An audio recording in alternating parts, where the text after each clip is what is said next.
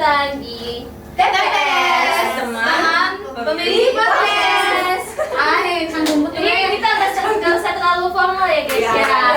Kita ngoceh aja. Gimana TPS itu menjadi teman pemilih podcast? TPS teman pemilih Podcast. TPP kan mestinya bukan TPS. Gimana Oh, iya. TPS bisa jadi teman pemilih podcast? Iya Kak. Ini harus ada yang benar. Jadi Pak, kok bisa ya? Ya, itu. Lagi kita nggak tahu ya. Cari tahu dong. Jadi Cari tahu. sebelum itu kita perkenalan dulu Oke. ya. Perkenalkan, saya Dewi dan teman-teman saya. Fani, Krista. Nanda, Asmi. Nah, dan juga Ervan D. yang paling Bisa ganteng di antara sulit kita. menghafal nama teman-teman ini. Iya, sepertinya. Bang. Ya. Soalnya banyak ya, Bang. Banyak, kemudian cantiknya juga. Wah, jadi malu, Pak. Bapak juga yang paling ganteng di antara kita. Iya, karena semuanya Kita. perempuan. Iya, enggak. Jadi gimana Jadi nih? ngomong-ngomong tentang pemilu nih ya Pak. Mhm. Saya mau tanya-tanya teman-teman saya ini. Kalian udah pernah pemilu belum? Coblos. Aku sih belum ya, Pak. Belum. Belum. Karena waktu itu kan 2019 ya. Iya. Waktu itu baru 17 tahun kan pemilunya Februari ya. Itu baru pengurusan KTP. Jadi saya belum bisa ikut pemilu waktu itu. Tapi kan sudah bisa menggunakan hak pilih karena sudah 17 pada saat Iya, tapi Iya. waktu itu syaratnya harus ada KTP sih Pak waktu itu. Pas dicatat ya. Jadi apa sih Pak itu pendaftarannya? ya dicopli itu Iya. pendaftaran. Jadi saya waktu itu nggak sempat ikut. Kalau Mbak yang sebelah ini, Ya, Mbak Fani. Ternyata namanya juga ada. kalau saya sama seperti ya teman saya Dewi ini 2019 itu masih masuk 17 kan Pak, jadi belum ada KTP, begitu sama. Jadi rata-rata semuanya Iya. belum ya. Belum ya? Iya. Oh, kalau saya sudah. Ah. Saya udah. Jadi sebelum saya ke Malang sini saya udah coblos dulu baru berangkat. Coblos Wah. apa? Coba berarti Ikut ini aku apa ya waktu itu? Apa?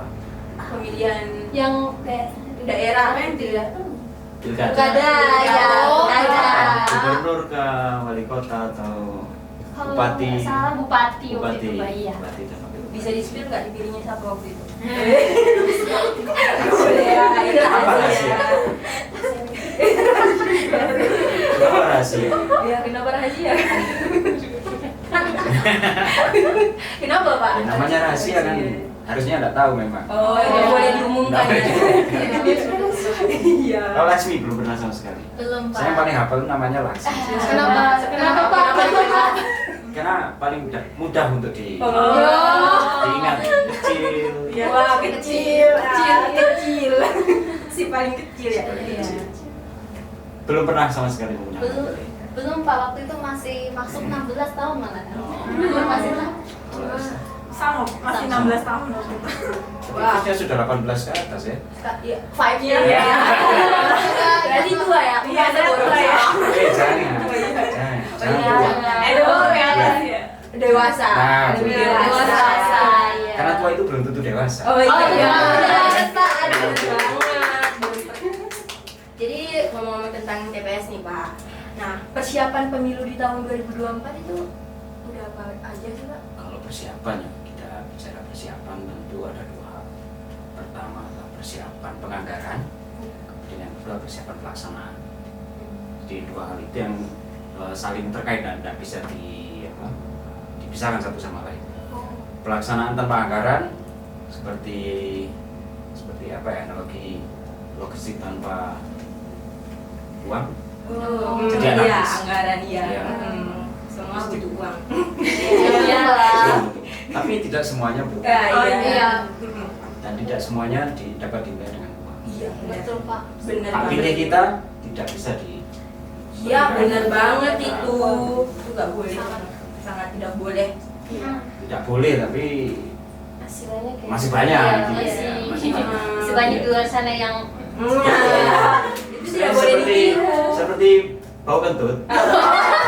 Ada baunya, tapi kan tidak ada. Iya, kalau judul kelihatan. Politik itu kan begitu. Iya, Iya. Tidak semua bisa diganti dengan uang. Wah, bener banget. Nah Pak, kan kita sini rata-rata semuanya tahun depan kan Tahun pemilihan depan. pertama. Nah, apa sih persiapan kita sebagai orang pertama kali ikut pemilihan umum ini? Tentu Gimana sih? kita pahami dulu Oh iya.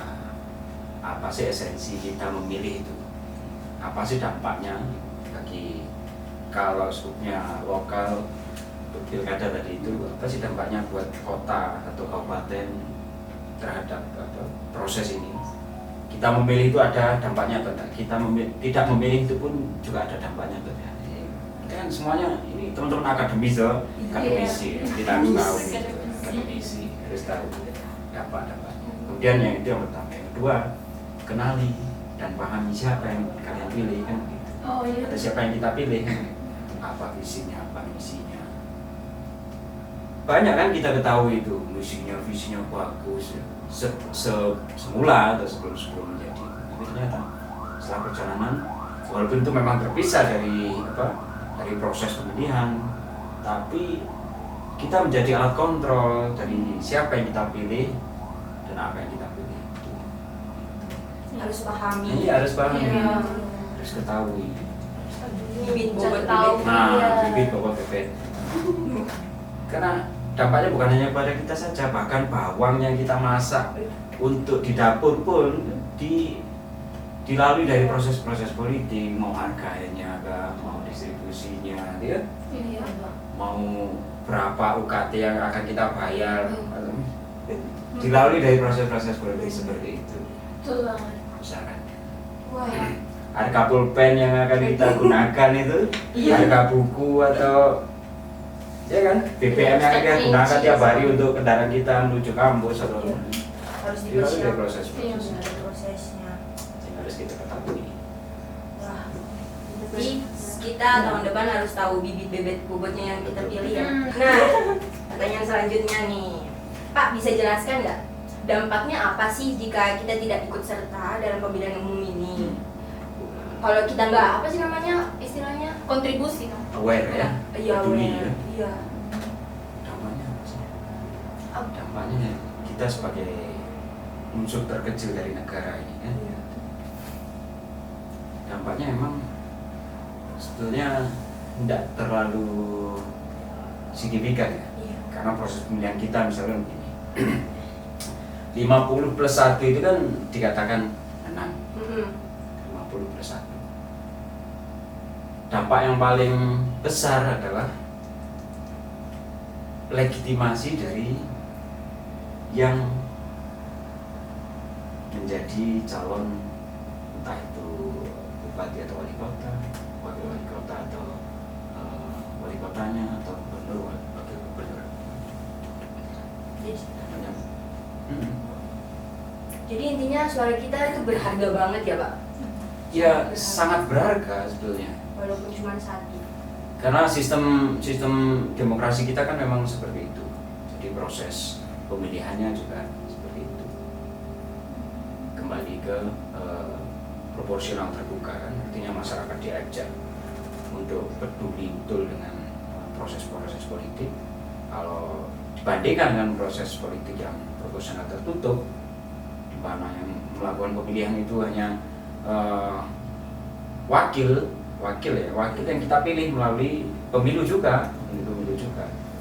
Tapi kalau masing-masing dari kita, misalnya one vote, one value, one person, one person, one vote, one value, ya semua masyarakat akan menjadi sama. Siapapun itu, mau profesor, mau doktor, itu nilainya suaranya sama, satu sama. Mau kita akademisi, mau kita petani, apapun profesi kita semuanya sama. Dan itu yang akan menjadi legitimasi setidaknya bagi calon yang terpilih nanti itu. Nah, kalau kita tidak ikut dalam kontribusi ini, maka setidaknya dari sisi akademisi atau dari pandangan sisi lain dari proses politik itu atau dari proses hukumnya akan dipertanyakan legitimasinya. Misalkan dari 100 orang gitu, 100 orang yang melakukan pemilihannya 50 saja, 50 tidak ikut dalam kontestasi pemilihannya. Lalu 50 ini kemana? Terus kemudian apa yang akan menjadi target dari orang yang dipilih dari 50 orang yang tadi itu terhadap orang yang tidak memberikan dukungannya kepada calon yang dipilih tadi itu. Kan? Jadi itu hak kita ya Pak. Betul, memang hak. Jadi kalau ada di beberapa negara itu ini sudah bukan menjadi hak lagi, dan menjadi kewajiban, ada punishment, ada sanksinya. Tapi kalau kita kan masih berupa hak saja, sehingga ya memang ini arahnya memang harus didorong untuk menjadi kewajiban. Karena kalau hanya sekedar hak saja, ya kita kembali ke kultur masing-masing kita, kan ada yang kulturnya memang sangat aware kan pada proses demokrasi, ada yang tidak aware gitu.